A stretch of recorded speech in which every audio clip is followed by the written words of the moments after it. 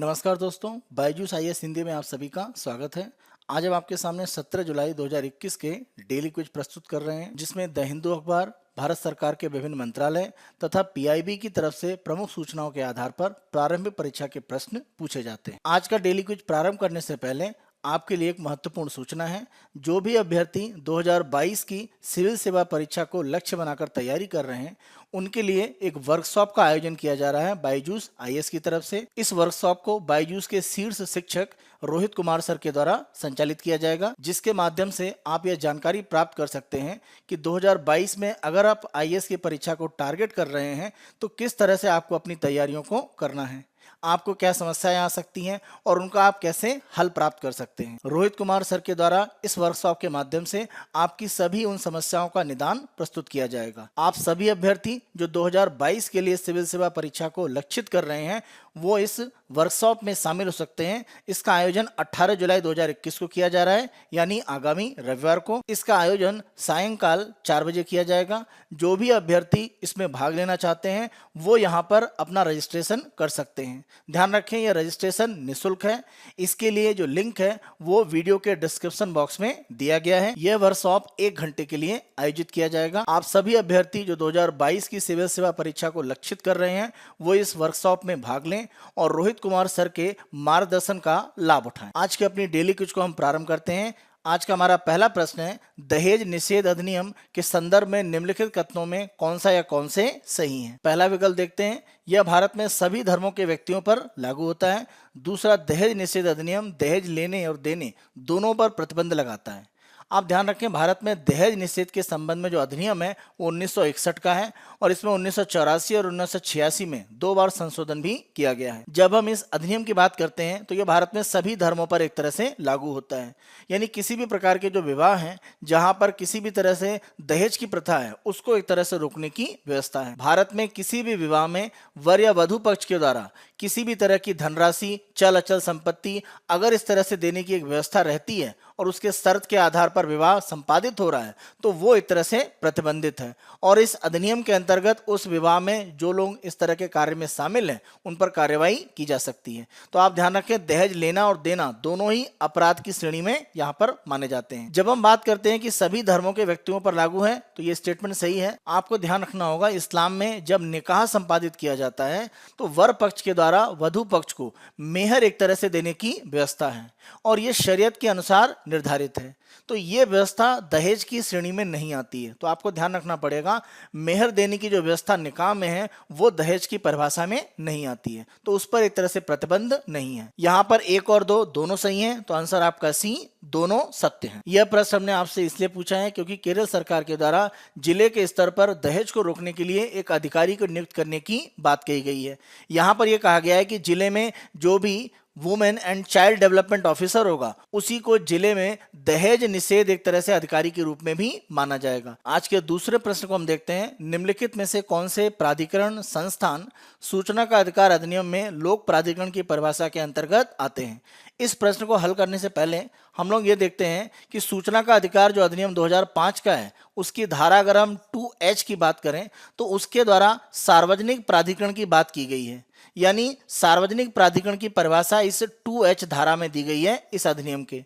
यानी सूचना का अधिकार आप उपयोग करना चाहते हैं तो कौन सी संस्थाएं हैं जिनको सार्वजनिक प्राधिकरण यानी पब्लिक अथॉरिटी का दर्जा दिया गया है। किसी भी स्थापित या गठित प्राधिकरण, निकाय या संस्था को सार्वजनिक प्राधिकरण माना जाएगा यदि संविधान द्वारा या उसके तहत गठन किया गया है या स्थापित किया गया है, संसद द्वारा बनाए गए किसी कानून द्वारा, राज्य विधानमंडल द्वारा बनाए गए किसी अन्य कानून द्वारा, उपयुक्त सरकार द्वारा जारी अधिसूचना या आदेश द्वारा। और इसके अतिरिक्त अगर हम देखें तो कोई भी सरकार के स्वामित्व वाली या सरकार के नियंत्रण वाली या पर्याप्त रूप से सरकार के द्वारा वित्त पोषित अगर कोई निकाय है तो वो भी सार्वजनिक प्राधिकरण में आएगा। इसी के साथ साथ अगर गैर सरकारी संगठन है लेकिन वह प्रत्यक्ष या परोक्ष रूप से उपयुक्त जो सरकार है उससे अगर किसी भी प्रकार की निधि या सहायता प्राप्त करके वित्त पोषण प्राप्त करता है तो उसको भी सार्वजनिक प्राधिकरण का दर्जा दिया जाएगा। इसमें अगर हम देखें तो पहला पॉइंट महान्यायवादी का कार्यालय यह संविधान के द्वारा एक तरह से दिया गया है तो ये इस परिभाषा में शामिल हो जाता है। दूसरा, भारतीय प्रतिभूति और विनिमय बोर्ड यानी सेबी। सेबी की अगर हम बात करें तो यह भारत सरकार के द्वारा एक संसद के कानून के माध्यम से गठित है तो ये हिस्सा शामिल है। तीसरा, गैर सरकारी संगठन यानी एनजीओ। एनजीओ अगर वित्त पोषित है तो शामिल, लेकिन यहां पर नहीं कहा गया है, इसीलिए ये शामिल नहीं होगा। चौथा, भारत के मुख्य न्यायाधीश का कार्यालय, ये भी एक तरह से संविधान के द्वारा गठित एक संस्था है, तो ये भी यहाँ पर शामिल है। अब यहाँ पर सबसे बड़ा जो सवाल है वो महान्यायवादी यानी अटॉर्नी जनरल के संबंध में आता है, क्योंकि परिभाषा के अनुसार ये संवैधानिक पद है, तो ये एक तरह से लोक प्राधिकरण में शामिल होना चाहिए। लेकिन इसके संबंध में अगर हम देखें तो 2015 में दिल्ली हाईकोर्ट का एक सिंगल बेंच का एक निर्णय आया था, जिसके अनुसार ये कहा गया कि महान्यायवादी का जो कार्यालय है वो पब्लिक अथॉरिटी या लोक प्राधिकरण में शामिल होता है। लेकिन आगे चलकर ही 2017 में ही दिल्ली हाईकोर्ट का एक और निर्णय आया, जो उनकी एक डिवीजन बेंच के द्वारा दिया गया, जिसमें उस समय की दिल्ली हाईकोर्ट की जो मुख्य न्यायाधीश थी वो भी शामिल थी। अपने निर्णय में 2017 में दिल्ली हाईकोर्ट की डिवीजन बेंच ने 2015 के निर्णय को रद्द कर दिया और ये कहा कि महान्यायवादी का जो कार्यालय है वो लोक प्राधिकरण के दायरे में नहीं आता है। तो वर्तमान स्थिति में अगर हम देखें तो यही स्थिति एक तरह से बनी हुई है। आप यहां ध्यान रखें, पहला और तीसरा नहीं है, केवल दूसरा और चौथा शामिल है, इसीलिए आपका आंसर हो जाता है बी, केवल 2 और 4। यह प्रश्न हमने आपसे इसलिए यहां पर पूछा है क्योंकि मणिपुर में 2 एक्टिविस्ट हैं जिन्होंने NSCN-IM यानी national socialist council of Nagaland, IM मतलब आइजैक मुइबा, NSCN-IM जो समूह है उसके द्वारा मणिपुर में सेनापति जिले में जो डिस्ट्रिक्ट काउंसिल, एक जिला परिषद संचालित की जा रही है जनजाति लोगों के लिए, वहां पर जो धन व्यय किया जा रहा है उसके संबंध में इन 2 एक्टिविस्ट के द्वारा सूचना प्राप्त करने का RTI के माध्यम से प्रयास किया गया और इसी कारण से NSCN-IM जो समूह है वो इनका एक तरह से विरोधी बन गया है और लंबे समय से ये दोनों एक्टिविस्ट अपनी जान बचाने के लिए जगह जगह छिप कर रह रहे हैं। इसी संदर्भ में हमने RTI के आधार पर यह प्रश्न आपसे पूछा है। हम अपने तीसरे प्रश्न को देखते हैं। निम्नलिखित कथनों पर विचार कीजिए।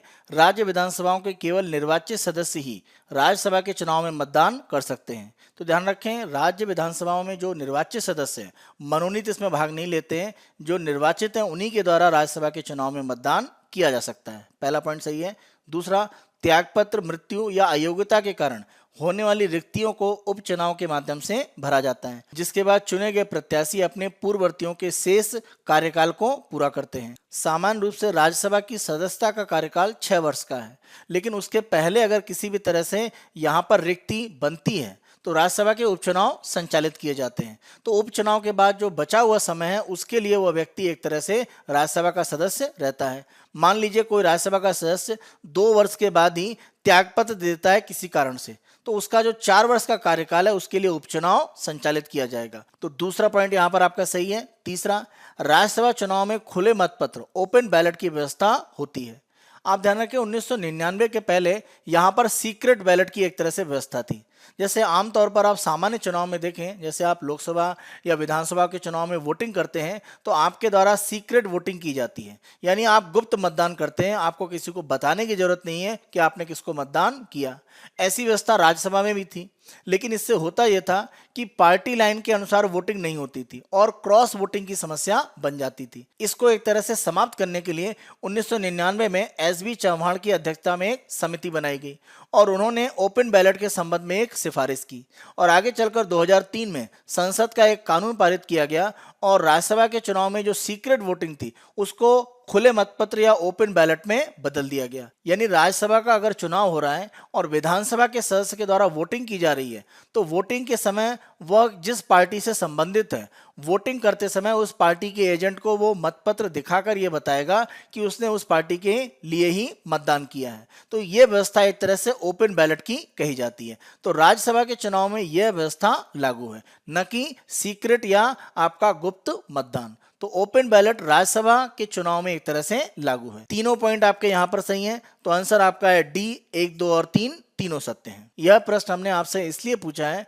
क्योंकि चुनाव आयोग के द्वारा पश्चिम बंगाल में राज्यसभा की सीटों के लिए उपचुनाव के संबंध में एक घोषणा की गई है। आज के अपने चौथे प्रश्न को हम देखते हैं। जैव शौचालय के संदर्भ में निम्नलिखित कथनों में से कौन सा या कौन से सही है। पहला, जैव शौचालय मानव अवशिष्ट को गैस में बदलने के लिए अवायवीय यानी एनारोबिक बैक्टीरिया का उपयोग करते हैं। जैव शौचालय में अगर हम देखें तो अवायुजीवी बैक्टीरिया यानी एनारोबिक बैक्टीरिया यूज किए जाते हैं, जिनके द्वारा वायु की अनुपस्थिति में एक तरह से मानव अपशिष्ट को गैस की प्रमुख भाग में एक तरह से परिवर्तित किया जाता है। इस प्रक्रिया का जैव संचालन में उपयोग किया जाता है।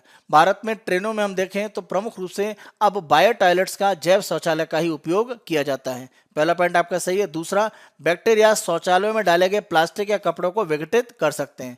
ध्यान रखें, इनके द्वारा इसका विघटन नहीं किया जाता है, इसीलिए बायो टॉयलेट्स में इस तरह के जो वेस्ट है उनको डालने के लिए मना किया जाता है। तो पहला पॉइंट सही है। दूसरा पॉइंट यहाँ पर आपका गलत है, तो आंसर आपका ए केवल एक सत्य है। यहाँ पर यह प्रश्न हमने आपसे इसलिए पूछा है क्योंकि बायो टॉयलेट की जगह पर एक नए तरह के टॉयलेट्स का भारतीय रेलवे में उपयोग करने की व्यवस्था पर विचार किया जा रहा है।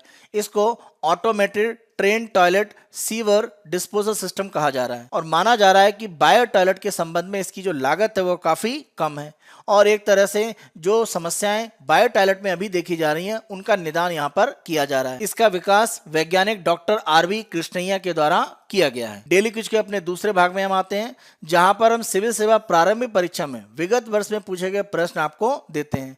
आज हमने 2011 में यूपीएससी की परीक्षा में पूछा गया प्रश्न आपको दिया है। प्रश्न को हम देखते हैं। प्रत्यक्ष विदेशी निवेश यानी एफडीआई फॉरेन डायरेक्ट इन्वेस्टमेंट और विदेशी संस्थागत निवेशक या फॉरेन इंस्टीट्यूशनल इन्वेस्टर दोनों एक देश में निवेश से संबंधित हैं। निम्नलिखित में से कौन सा कथन दोनों के बीच के एक महत्वपूर्ण अंतर को सबसे अच्छी तरह दर्शाता है? तो यहां पर आंसर आपका है बी। जब हम प्रत्यक्ष विदेशी निवेश की बात करते हैं तो ये किसी विशेष क्षेत्र में एक तरह से निवेश करते हैं। जब हम बात करते हैं विदेशी संस्थागत निवेश की तो इनके द्वारा कंपनियों के शेयरों में प्रमुख रूप से पैसा लगाया जाता है। अब अगर हम देखें तो कॉर्पोरेट और जो सरकारी बॉन्ड है उनमें भी पैसा लगाया जाता है। तो इनका जो पैसा है वो किसी एक क्षेत्र में विशेष रूप से लक्षित होता है, ऐसा नहीं है। तो ये अंतर प्रमुख रूप से है कि एफआई सामान्यतः पूंजी की उपलब्धता को बढ़ाने में सहायता करते हैं और एफडीआई कुछ विशिष्ट क्षेत्रों में लक्षित कर निवेश करते हैं। डेली क्विज के अपने तीसरे भाग में हम आते हैं, जहां पर हम आज के प्रमुख तथ्य की चर्चा करते हैं। आज हम उमंग ऐप के संबंध में चर्चा कर रहे हैं और यहां पर सूचना यह है कि ministry of electronics and information technology इनके द्वारा उमंग ऐप में मैप की सुविधाओं को देने के लिए एक समझौता किया गया है मैप माई इंडिया के साथ में। इसी संदर्भ में हमने उमंग ऐप की चर्चा की है।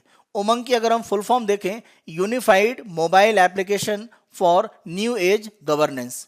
तो एक तरह से डिजिटल गवर्नेंस को बढ़ावा देने के लिए उमंग ऐप प्रमुख रूप से कार्य करता है। उमंग ऐप को अगर हम देखें तो इसका विकास किया गया है इलेक्ट्रॉनिक्स और सूचना प्रौद्योगिकी मंत्रालय और साथ साथ राष्ट्रीय ई गवर्नेंस डिवीजन एनईजीडी उनके द्वारा मिलकर। उमंग सभी भारतीय नागरिकों को केंद्र से लेकर स्थानीय सरकारी निकायों तक, राज्य के स्तर तक अखिल भारतीय ई गवर्नेंस की सेवाएं उपलब्ध कराता है और उसके लिए एकल मंच एक तरह से प्रदान करता है। इसे हम भारत सरकार का ऑल इन वन सिंगल एकीकृत सुरक्षित मल्टी चैनल मल्टी प्लेटफॉर्म बहुभाषी मल्टी सर्विस मोबाइल ऐप कह सकते हैं। उमंग ऐप की शुरुआत 2017 में प्रधानमंत्री नरेंद्र मोदी जी के द्वारा की गई थी और उद्देश्य था सरकारी सेवाओं को एक मोबाइल ऐप पर लाना, जिससे कि नागरिक मोबाइल के माध्यम से विभिन्न सरकारी सुविधाओं का आसानी से उपयोग कर सकें। वर्तमान में अगर हम देखें तो 257 विभाग भारत में 32 राज्य और केंद्र शासित सम्मिलित रूप में यहाँ पर अपनी सुविधाएं दे रहे हैं और कुल मिलाकर 1251 सेवाएं यहाँ पर दी जाती हैं, जिसमें अगर हम देखें तो केंद्र सरकार की सेवाएं हैं 602 और राज्य सरकार की सेवाएं हैं 649। कुल मिलाकर अलग अलग तरह के हम बिल भुगतान की बात करें तो 20,280 अलग अलग बिल पेमेंट यहां पर किए जा सकते हैं। वर्तमान में अगर हम देखें तो उमंग ऐप पर अगर हम कुल विभाग देखें, जो हमने 257 की बात करी, उसमें केंद्र सरकार के 130 और राज्य सरकारों के 127 विभाग अपनी सेवाएं उपलब्ध करा रहे हैं। उमंग ऐप पर मानचित्र के संबंध में सुविधाएं देने के लिए इलेक्ट्रॉनिक्स और सूचना प्रौद्योगिकी मंत्रालय ने मैप माई इंडिया के साथ में एक समझौता ज्ञापन पर हस्ताक्षर किए हैं, जिसके माध्यम से उमंग ऐप पर मानचित्र सेवाओं को भी एक तरह से अब उपलब्ध कराया जाएगा। उमंग उपयोगकर्ताओं की अगर हम बात करें तो वेब माध्यम से एंड्रॉइड, iOS और KOS प्लेटफॉर्म पर एक तरह से उसका उपयोग कर सकते हैं और इसकी संख्या लगभग आप देखें तो 3.5 करोड़ के आसपास पहुंच रही है। इसी के साथ साथ कोई भी नागरिक उमंग ऐप के माध्यम से अगर डिजी लॉकर का उन्होंने खाता खोला हुआ है तो उन खातों तक अपनी पहुंच बना सकते हैं। इसी के साथ साथ उमंग में रैपिड असेसमेंट असेसमेंट सिस्टम को बनाया गया है, जिसके माध्यम से उमंग में अगर आपने किसी सेवा का उपयोग किया है तो आप अपनी प्रतिक्रिया या अपना फीडबैक भी दे सकते हैं, जिससे कि भविष्य में उन सुविधाओं में और ज्यादा सुधार किए जा सके। ये हमारा 17 जुलाई 2021 का डेली क्विज था। आने वाले दिनों में अन्य दिनों के डेली क्विज हम आपको इसी तरह से उपलब्ध कराते रहेंगे। बायजूस आईएएस हिंदी को आप बहुत पसंद कर रहे हैं, अधिक से अधिक संख्या में लाइक, शेयर और सब्सक्राइब अवश्य करें। धन्यवाद।